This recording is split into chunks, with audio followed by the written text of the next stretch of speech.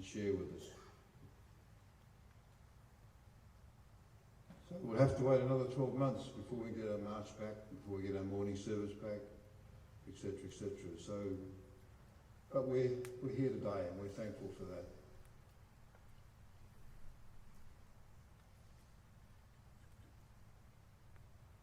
We have a reputation in Emerald for doing things a little bit differently. 2 years ago, you may remember, we paid tribute to our colleagues and comrades over the ditch in New Zealand. And since then, you see, we have put on Anzac Place a new flagpole which permanently flies the flag of New Zealand. So we're very proud of that on our wonderful Anzac Place. This year, our theme for Anzac Day is Animals at War. We picked this theme, suggested by my Vice President and our MC today, Matt Cox. We talk about how our animals have helped our soldiers in conflict.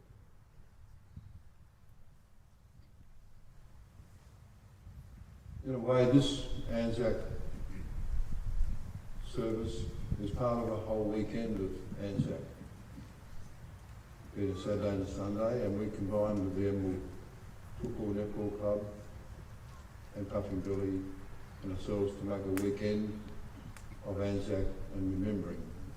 And yesterday that happened, a football match, where we had flyover of planes, we had the pigeons which represented our animals of war, we had the cannon flying, and we participated in a fantastic community Anzac event.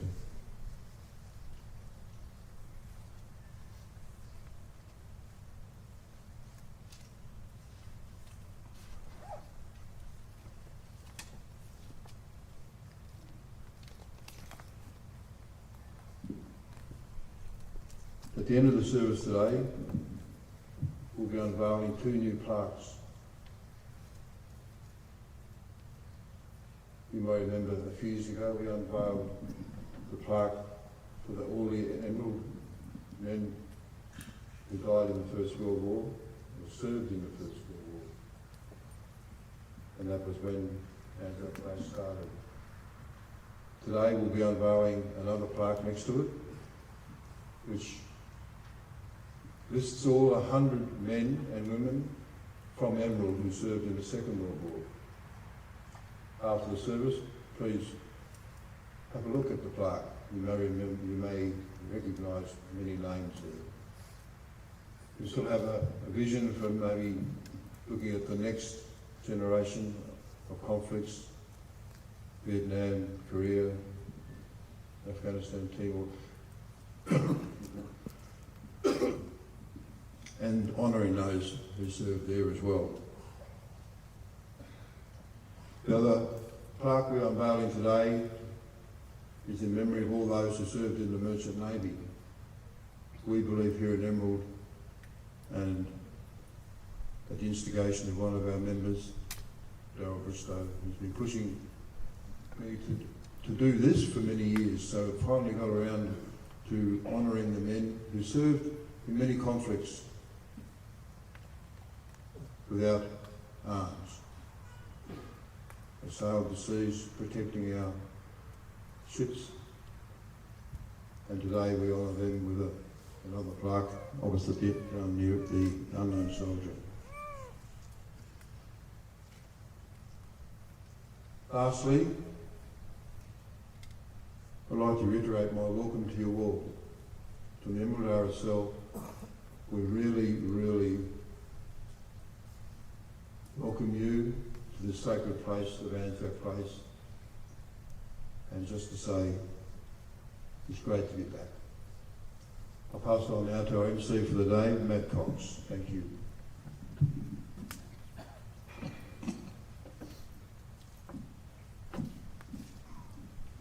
Thanks, Peter. Each Anzac Day, Emerald RSL has focused on a particular particular theme to commemorate and respect today, I think, is the most important day in Australia and New Zealand. It does not discriminate nor judge because war does not. Regardless of race, gender or religion, when war breaks out, those who make the decision to deploy our young fighting women and men into harm's way are happy to send all who volunteer. This does not only include us humans. The Australian Armed Forces have always utilised animals in conflict. Animals were not volunteers, however, diligently and bravely carried out their duties with unfaltering loyalty to their Anzac comrades. Millions of animals have deployed into war zones with Anzacs and paid the ultimate price.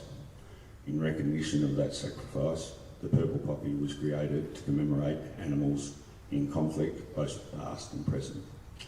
This morning we will hear from one of our veterans, an Afghanistan veteran, and our future leaders on all facets of animals at war. I'd like to invite our Afghan veteran Chris May, who composed this poem that he's about to read, and invite him up to recite it, please.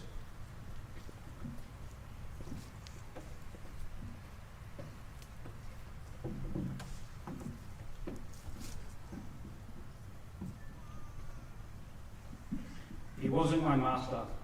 You see, he was my mate. I stay alongside him, whatever met our fate. It's time to step off soon. My harness slipped on tight. He cleans and checks his weapons in case we have to fight. I sniff over here and I sniff over there. There's threats over here. It could be anywhere. I know this smell. I sit and wait. He tells the patrol. That's how I indicate. Another patrol done. We make it back safe and sound. The boss came on over and lie down on the ground. Our time at war is done.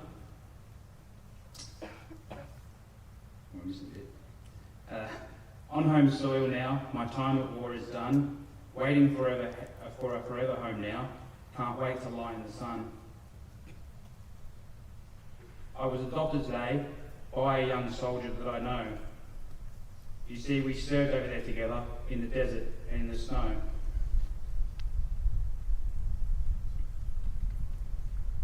Our days are now spent together, filled with love and care, for we're both veterans now, and the Anzac spirit we share.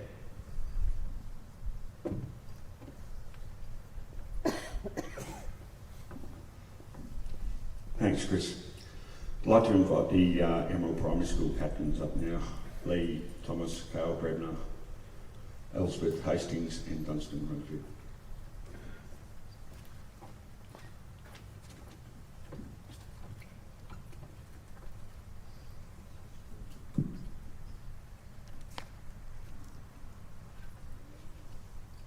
Animals are put to many uses in war. Sometimes they have jobs to do. Horses and donkeys used to transport soldiers and equipment. Dogs, tracking, locating and carrying messages. Other animals were mascots and pets. The Australian War Memorial holds several collections of images of animals in war. Here are the true stories behind some of those pictures. Cats at War. The feline mascot of the light cruiser HMAS Encounter was commissioned into the Royal Australian Navy on the 1st of July 1912. The HMAS Encounter became Australia's first cruiser. Over the next 2 years, she was actively employed in training the growing Navy and showing the flag at all ports around the nation. On the 4th of October 1913, she joined with the remainder of the new Australian Fleet Unit. Cats have been warship passengers for hundreds of years and were considered to be good luck for a voyage. Navy cats were initially recruited for their mouse and rat catching abilities to protect food stores. They also had the essential role of raising morale. By World War I, cats and kittens were mascots of not only ships, but infantry regiments and air force squadrons.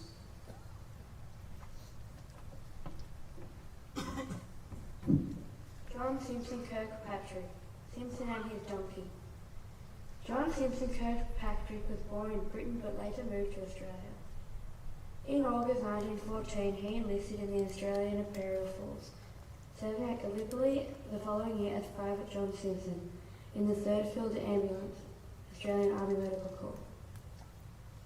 He served from the time of action. He served from the time of the landing at Gallipoli on the 25th of April until he was killed in action on the 19th of May. Simpson became famous for his work as a stretcher bearer. Using one of the donkeys brought in for carrying water, he transported wounded men day and night from the fighting in Monash Valley to the beach on Anzac Coast. He did so according to chart of Bean, through deadly sniping down the valley and the most furious shrapnel fire. He was killed by a machine gun fire while carrying 2 wounded men and was buried on the beach at Hellspit. The War Diary of the 3rd Field Ambulance commended the excellence of the work performed by Private Simpson continuously since landing. Simpson posthumously mentioned in the dispatches. His first donkey was known as Abdul, Murphy or Duffy. Dogs and war. Military working dogs were commonly used in many roles, such as guards, messengers, and lifesavers. Their keen sense of smell has been used to locate injured soldiers, track the enemy, and detect mines, similar to the bomb detector dogs of today. They also helped deliver messages through the trenches and carry items such as ammunition and medical supplies. Some more famous war dogs are War-Dog 103, Nal across Setter, 102, Trick, a collie, 101, Buller, sometimes referred to as Bullet, and Airedale. All 3 dogs were very efficient in message carrying, particularly Trick, who was well known. He was specially mentioned by Signal Officer of 2nd Division for good work at Ruby-Mont.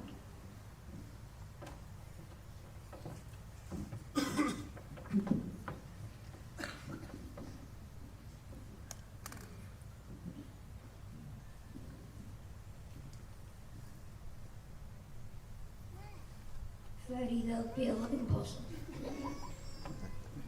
Ferdy the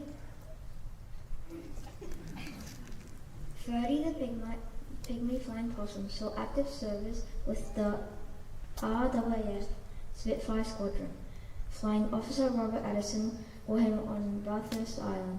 Ferdy was apparently quite a character and acquired a taste for beer, and could drink a long tablespoon with any squirrel. However, his aerobatic judgment suffered and he even fell into a full glass of beer. This was the end of his drinking career. As one of the squadron's mascots, the now teetotal possum met with a lot of competition. Among his rivals were 15 dogs, a cat, another possum, and a rooster.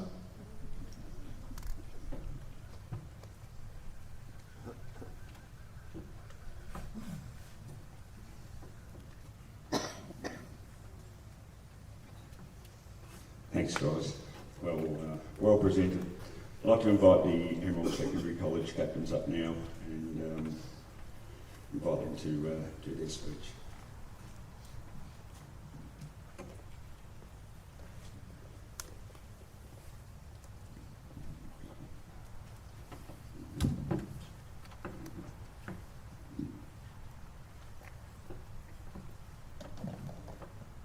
Today, alongside Australians everywhere, we connect and stand together to pay our respects and remember those who served to defend our country, and the animals that help fight and support alongside them. During war, animals were used by troops due to their unique abilities to undertake tasks that were difficult or impossible for humans to complete. Over the challenging environments, they carried and transported messages, equipment, supplies, and food. Throughout the difficult times of war, they helped find and save lives of many Australian soldiers, but in doing so, sadly many of those heroic animals died and passed away.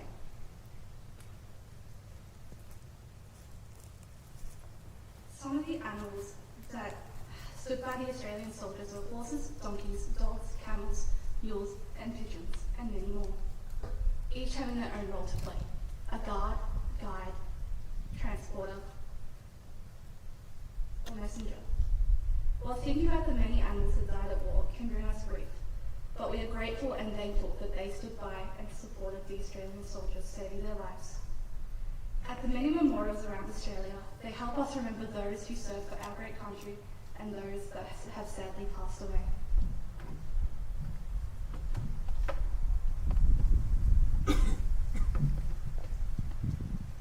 First World War, whalers, a type of horse, were heavily relied on by the light horsemen during a campaign in the Middle East.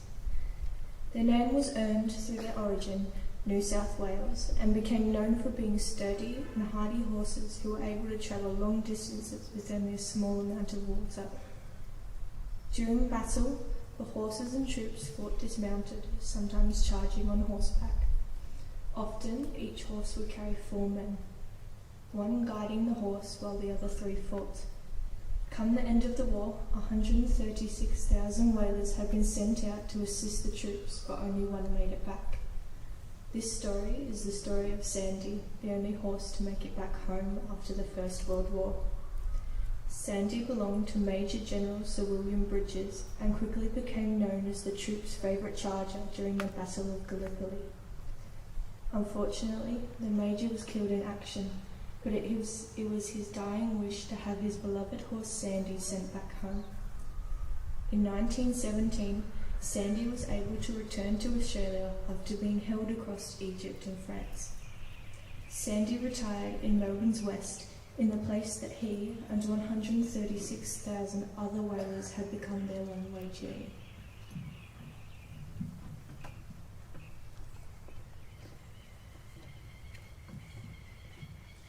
Throughout Australia's history, donkeys have been used as reliable travellers, able to transport heavy loads over hot and rugged landscapes, and times of conflict have been no exception. A rather famous story that we've already heard today is the story of Simpson and his donkey. John Simpson and his donkey, Duffy, fearlessly worked to rescue and save wounded soldiers from across the battlefield at Gallipoli. The unlikely pair quickly became a symbol of Australian courage at Gallipoli, inspiring fellow diggers to follow with the same bravery and tenacity. The sacrifice that they both made saved hundreds of lives. Their mateship together has lived through generations to help uphold the Anzac spirit. The legacy of this courageous duo was all made possible by the sacrifice of a small innocent donkey who lay down its life for us. Despite their passing, the special partnership that Simpson and Duffy had is now commemorated all around the nation. Their unrivaled bravery will not be forgotten.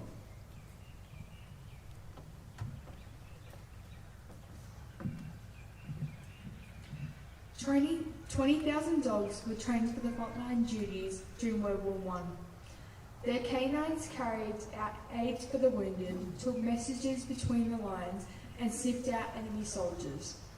Their roles were deemed so important in the early months of 1917 that war officers formed the War Dog School of Instruction in Hampshire to train them. They were also used for pulling machine guns and equipment. About 7,000 dogs had been family pets, while others were recruited from dog homes or came from the police forces. Senator dogs were trained to stand quietly on top of trenches alongside their master's gun barrel in order to let the soldiers know if anyone attempted to approach the barbed wire. Animals were so successful in World War I. They have been used in most wars ever since. And for their bravery in service, donkeys, dogs and horses have even received war medals. The Dickon Medal is an animal equivalent medal of the Victorian Cross of Bravery. Even a cat named Simon got one after World War II for guarding a ship's food supplies from rats. Whether as war heroes or just as friends, animals have always stood alongside our troops, as they still do today.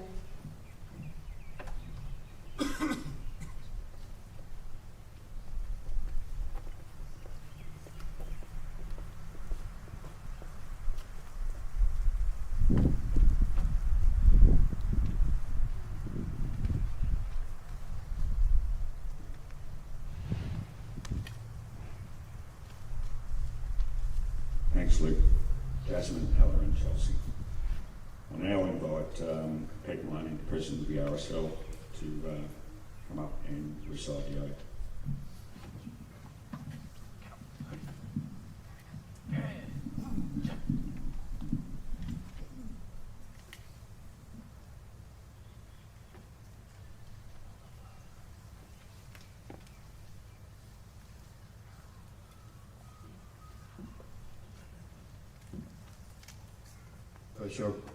They shall grow not old, as we that are left grow old. Age shall not weary them, nor the years condemn. The going down of the sun, and in the morning, we will remember them.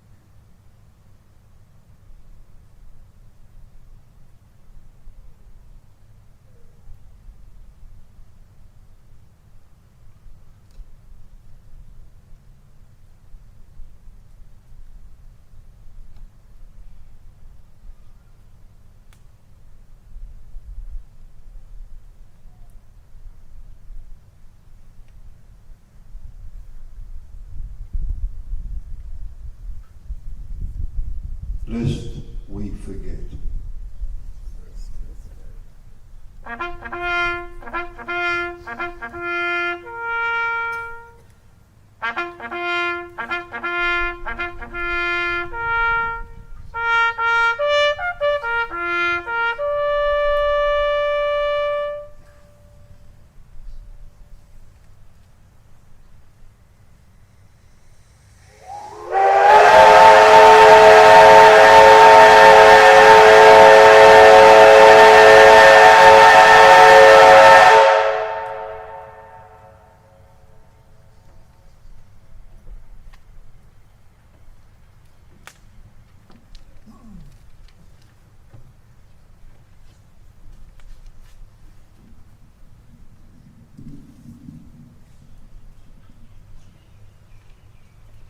Now present the wreaths. For those presenting the wreath want to grab the wreaths, and I'll read the order out. First up, from representing the Emerald RSL is Tony Shelton.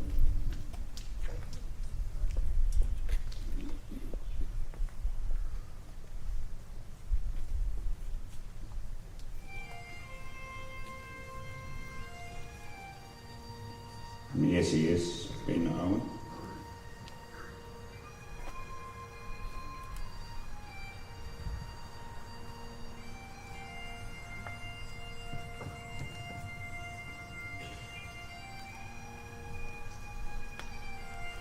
CFA Emerald, Captain Paul Yan.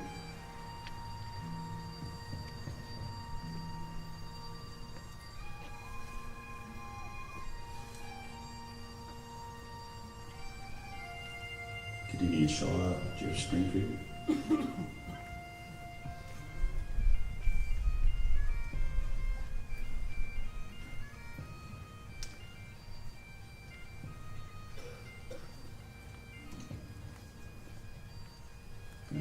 of the Scouts.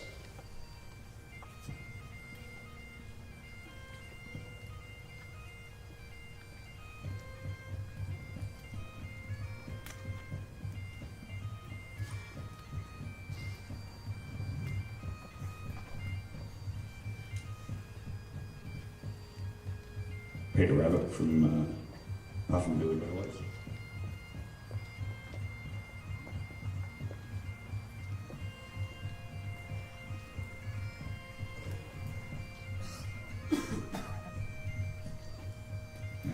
Emerald Primary School captains.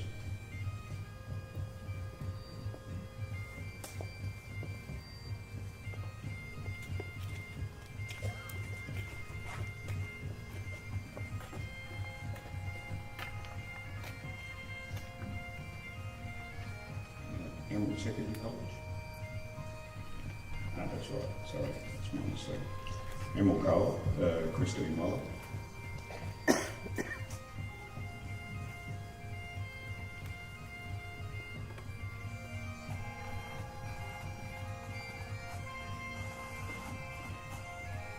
Bell Real Estate, Grand Day.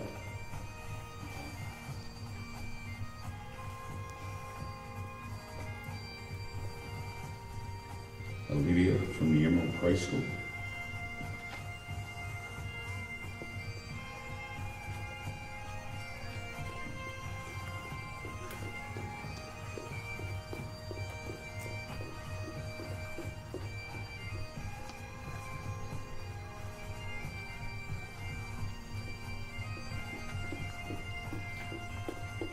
And finally, Pete Maloney laying a wreath on behalf of Jason Wood from Federal Government.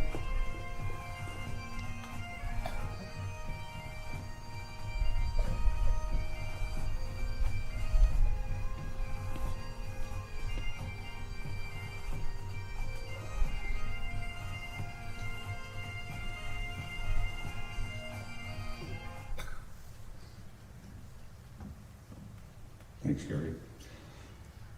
Mark Febby, our resident musician, has been kind enough to step up yesterday. Our usual anthem singer has taken ill, unfortunately, and Mark, being the professional he is, has stood up at short notice, and he's going to sing the New Zealand national anthem for us.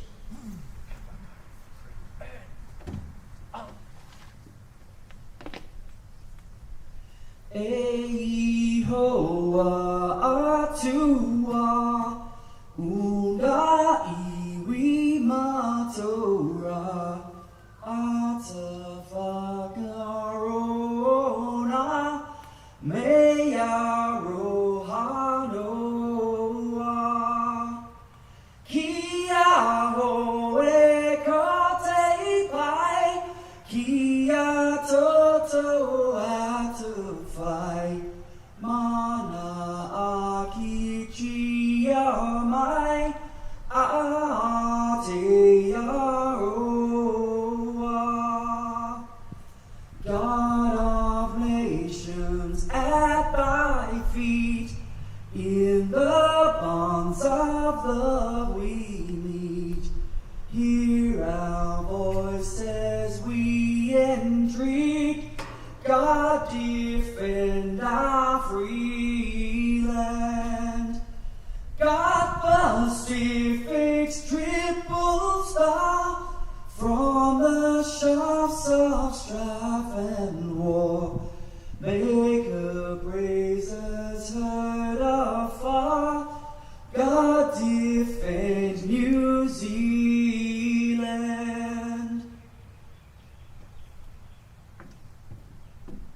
Fantastic. Thanks, Mark.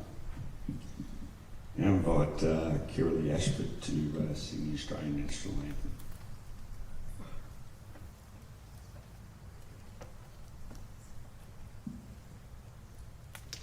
Australians, oh, let us rejoice, for we are young and free, with golden soil and wealth for toil. Our home is good by sea.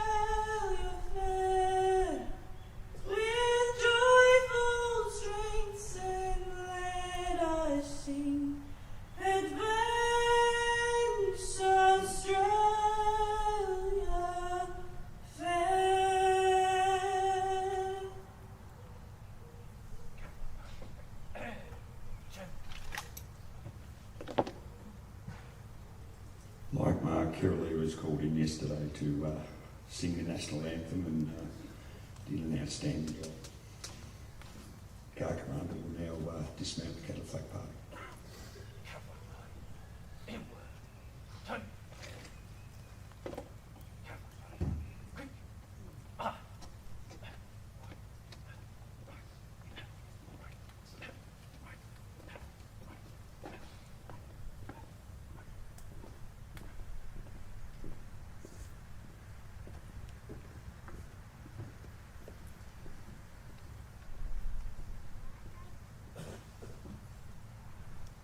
Curly Mark will now perform two songs. The first one is Somebody's Kid by Jax, and the second song will be in the band play Wilson Matilda.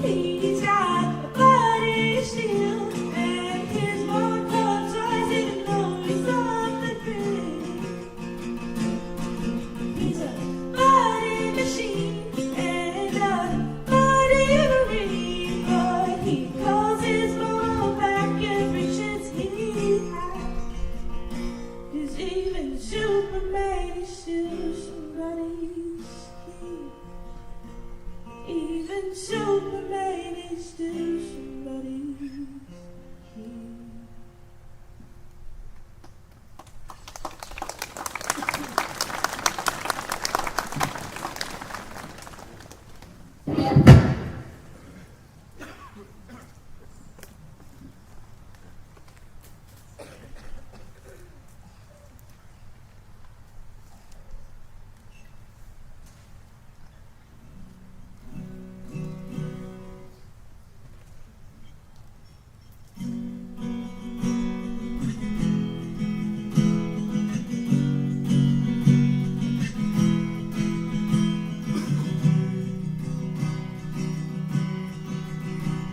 When I was a young man, I carried a pack. I lived the free life of a rover. From the Murray's Green Basin to the dusty outback, I waltzed my tutor all over. Then in 1915, my country said, son, there's no time for roving, there's work to be done. So they gave me a tin hat and they gave me a gun. And they sent me away to the war. And the band played Waltzing Matilda as the ship pulled away from the quay. And amidst all the cheers, flag waving and tears, we set up for the Liberty. How well I remember that terrible day when our blood stained the sand and the water, and how in that hellhole they called to the bay, we were butchered like lambs to the slaughter. Johnny Turkey was waiting, he pointed himself well, he shot us with bullets, he rained us with shells. Then in 5 minutes flat, well he blew us to hell, and he blew us right back to Australia. And the band played Waltzing Matilda as we stopped to bury our slain. We buried ours and the Turks buried theirs, and we started all over again. So those who were left just tried to survive in a mad world of blood, death and fire. And for 10 weary weeks I kept myself alive as the corpses around me piled higher. Then a big turkey shell knocked me off overhead, and when I awoke in my hospital bed, I saw what it had done, and I wished I was dead. And I knew there were worse things than dying. So I'll go no more waltzing Matilda all through the green bush far and free, to hump tents and pegs and Maggie's broken legs, and more waltzing Matilda for me. They collected the crippled, the wounded, the maimed, shipped us all back to Australia. The legless, the armless, the blind and insane, brave wounded heroes of silver. And as I should pulled into Circular Quay, I looked at the place where my legs used to be, and thank Christ there was nobody waiting for me to mourn and to grieve and to be. And the band played Waltzing Matilda as they carried us down the gangway. They just stood there instead and turned all their faces away. And now every April I sit on my porch as I watch the parade pass before me. I see my old comrades, how proudly they march, the living old Marines and past the lorries. But the old men march slowly, bones sore, tired old men from a tired old war. And the young people ask, what are they marching for? And I ask myself the same question, and the band plays Waltzing Matilda as the old men still answer the call. lucky and all men disappear. None of them will march there at all. Oh, sing Matilda, oh, sing Matilda, you come, oh, sing Matilda with me. And may ghosts may be heard as you pass by that hill farm. You come, oh, sing Matilda with me.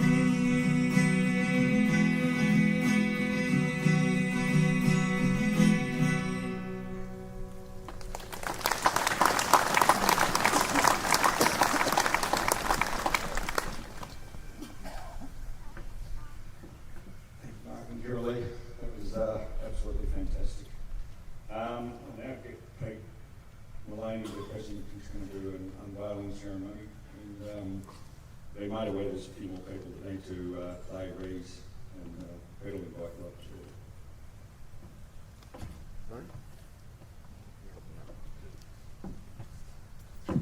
Firstly, the plaque which represents all the names of the men and women who served in the Second World War. I'd like to invite Jan Reid, Jeff Springfield over to the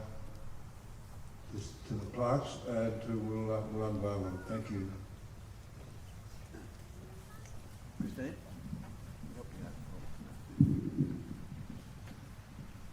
And Christine Weller, and unfortunately Matt's not too well today. He was the man who made our veil curtain. I might mention to you that the work behind getting the names of all these emerald men and women took Jan Reid probably at least 12 months of research, maybe longer, Jan. It was a labour of love, and she did a fantastic job, and we're very proud of her in the club because she's done both plaques now, the First World War and the Second World War, and thank you, Jan.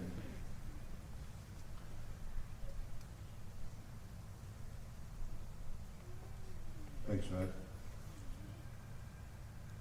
As I said before, after the service, please come up, place a poppy. There are holes in the sides of both the World War I and World War II plaques for the poppies to go in. I think we've got a bowl of poppies from the RSL, which will be available after the service. There we go. Fantastic. Thank you, Matt. Thank you, Jan. Thank you, Jeff. And here come the kookaburras on cue.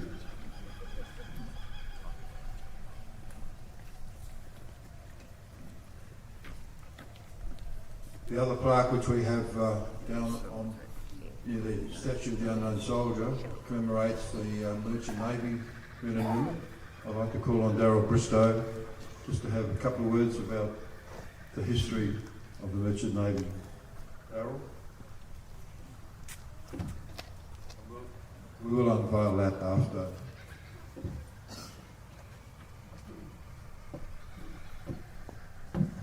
Good morning, cobbers. It's good to see you all. Mum and Dad over there. And it was good to see some of the boys from 5-6 the other night. The unsung heroes. This is just some those who were killed. 8,421 American seamen were killed. 1,614 American ships were sunk. 2,193 American naval gunners. The gunners never went on the ships until 1942-43. 243 lost their lives before even America was at war. 29,000 British seamen were killed. 4,700 ships were sunk or badly damaged. 441 Australians were killed. 76 ships, Australian ships were sunk. 140 New Zealand seamen were killed. 2 ships were sunk.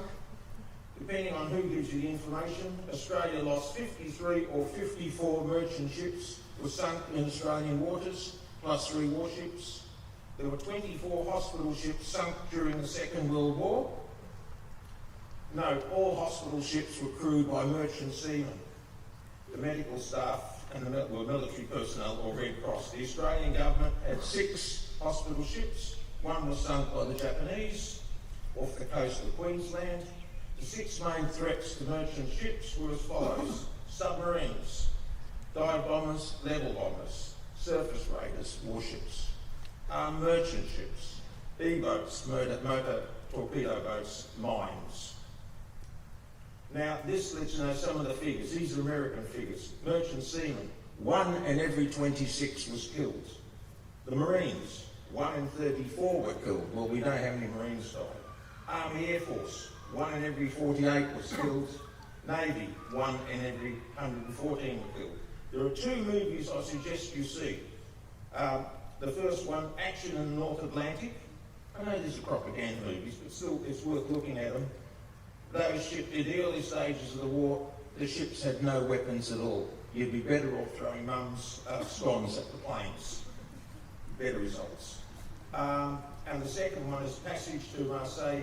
It's about the early merchant ships. But they did a good job. They were not really rewarded like they should have been. Okay, thank you very much.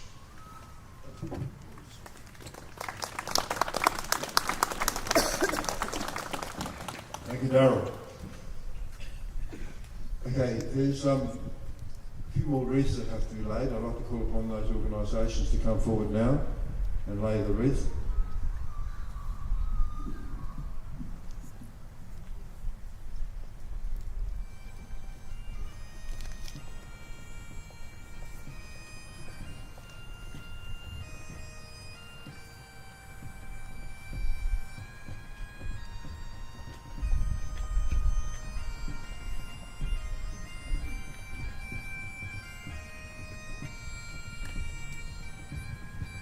Thank you very much. As I said later, after the service, we'll make some copies available for you to play on the cenotaph or on the plaques.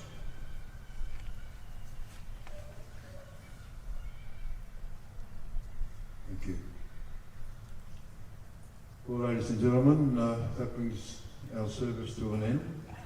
I have a few thank yous to make, and then we'll invite you back to the club rooms.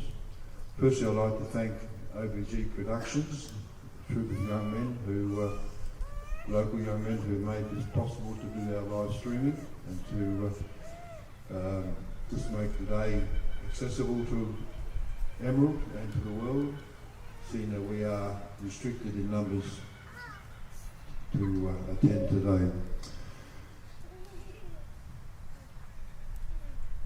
I'd like to thank my Vice President, Kane Falconers, who organised the Catafalque Party from the Alpha Company, 5/6 Royal Victorian Regiment, led by Corporal Ormsby Langdon. Thank you very much, gentlemen. We appreciate it very much, making the trip up from downtown. I should also mention that Kane organised for his full brass band playing yesterday at the football, which was fantastic. Special mention and thank you to our Appeals and Welfare Officer in the club, Chris May, who organised all the badge sales, and you've probably seen them around Emerald, all the newsagents, Woolworths, etc., where we were selling badges, and I think plus including yesterday's effort at the footy ground, where we took the blanket around at half time, led by the band. I think Chris might be up around about 13,000 to 15,000. A personal, very big thank you, Chris. A round of applause, please, for Chris May. All our work, and the sponsor, who did a magnificent job.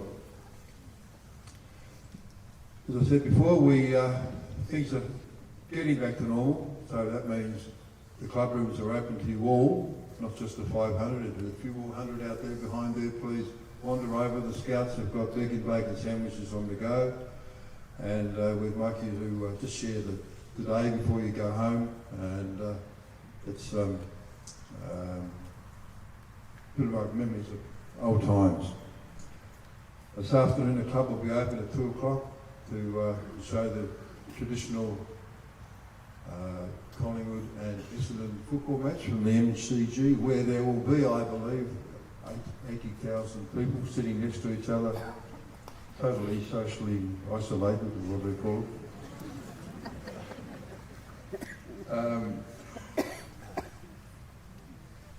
Yeah, it's thank you so much for sharing today with us. Thank you for going through the rigmarole of signing in and QR codes and all that kind of stuff.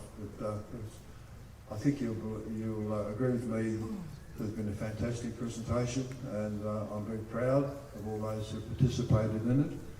And let's rock on to next year, and hopefully we can do the whole shooting match with back to our march and our morning service and everything else which made Emerald so significant for our community, and our RSL get back in business. Okay, that completes the service. For those of you who are watching at home, we missed you. We made this presentation on live videos, online streaming, so you can share the day with us, and we hope you've thoroughly enjoyed it. Thank you very much.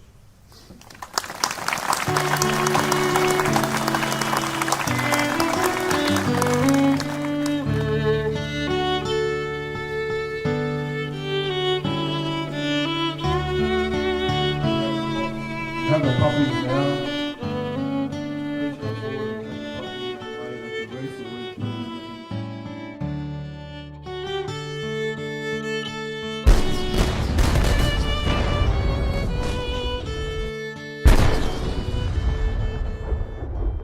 Their blood stained the land as they served with pride. A duty to their master, they stood side by side. From the sky to the sea, through a vast open land, together they fought, both animal and man. They flew through the sky as messengers on wing dodging bombs and bullets for salvation to bring. Their wings did strain till their hearts near burst. They flew day and night, never fearing the worst. They walked together midst a bomb-spangled field, both dog and handler, neither one would yield. The bond and the friendships they shared through war will live and be remembered forevermore. Through the sand so fine they lollop to the fore, they're the ships of the desert, the camel corps. Over hills and through valleys the line did twine, as they carried their loads to the firing line. Into combat they rode, both man and steed. Through the fear of battle they were a special breed. The mateship of horse and rider was strong, made the parting in death seem so harmless and wrong. As beasts of burden they were put to the test. With hearts filled with anguish they gave their best. They died where they fell, while the others pulled on. Are they lost in life's story? Can we still hear their song? The theatre of war, hell for animal and man, whatever the cost they cannot understand. So remember them kindly as you walk through life, for they too serve proudly to help make things right, lest we forget.